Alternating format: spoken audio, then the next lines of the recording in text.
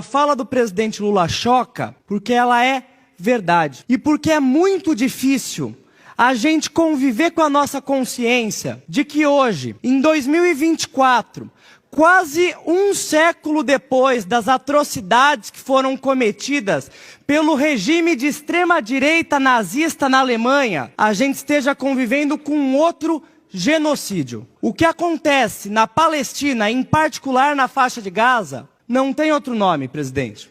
É genocídio. Não é sequer a guerra entre dois exércitos de países diferentes. A Palestina nem tem exército para se defender. O que acontece na faixa de Gaza é um exército dos mais bem treinados e equipados do mundo, que é o exército de Israel, massacrando a população civil. Tanto é que os alvos desse genocídio não são alvos militares, não são quartéis, são escolas, são campos de refugiados, são hospitais.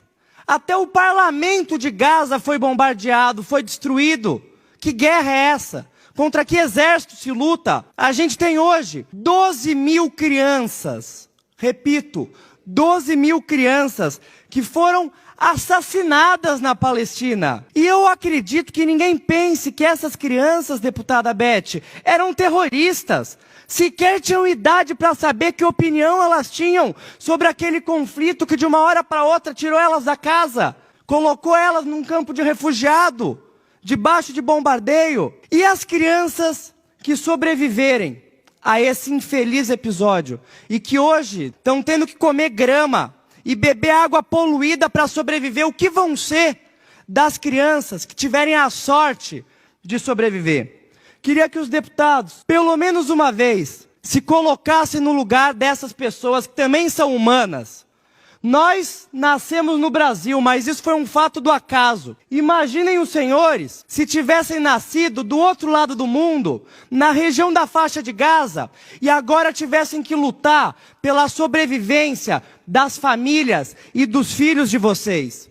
Não somos nós que negamos, que relativizamos o Holocausto. Quem faz isso, aliás, são os neonazistas de extrema-direita que estavam do outro lado da eleição presidencial. Quem recebeu a neta de um ministro nazista desrespeitando a memória das vítimas desse infeliz fenômeno histórico foi o Bolsonaro. Nós achamos que a memória das atrocidades que o regime de extrema-direita nazista cometeu contra judeus, homossexuais, comunistas, ela tem que ser a todo tempo relembrada. E relembrada justamente para que episódios como aquele nunca mais voltem a se repetir. Para que a gente sempre se lembre do potencial desumano da humanidade.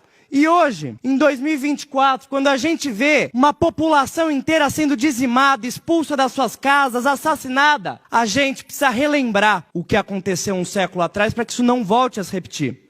A crítica às políticas de um Estado não podem se confundir com as críticas ao seu povo, à religião de quem quer que seja.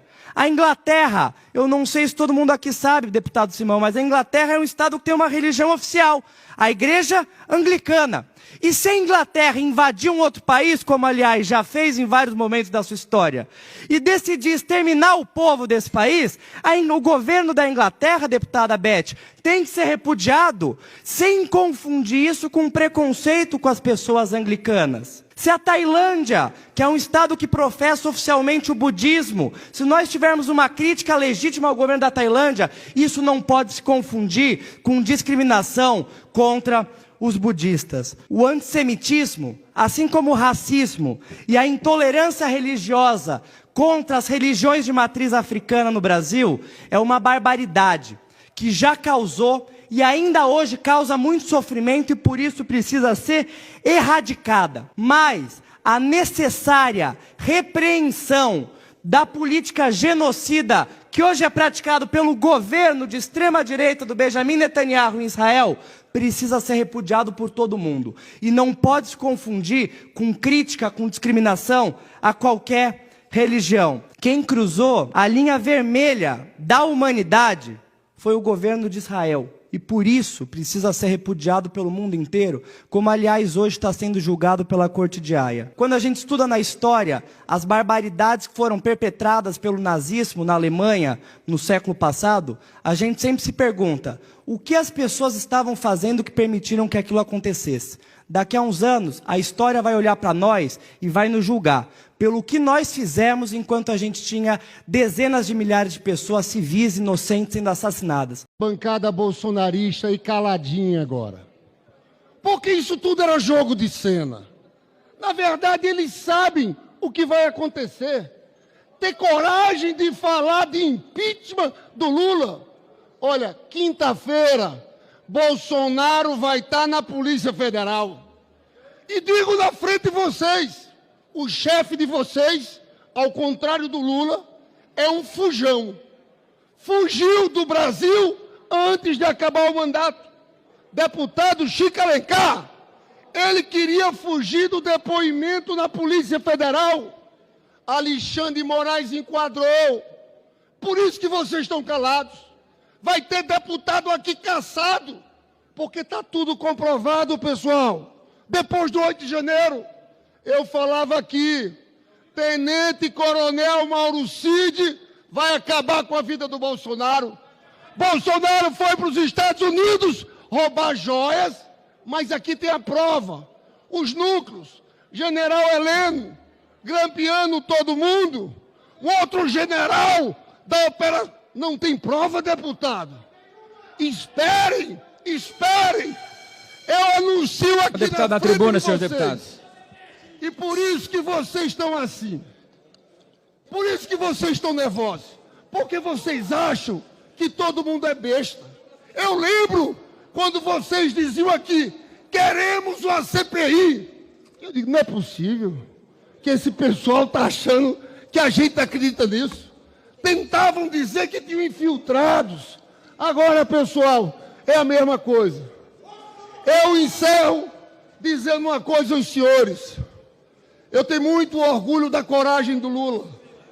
Lula tem razão. O que acontece, deputado Tarcísio, é um genocídio.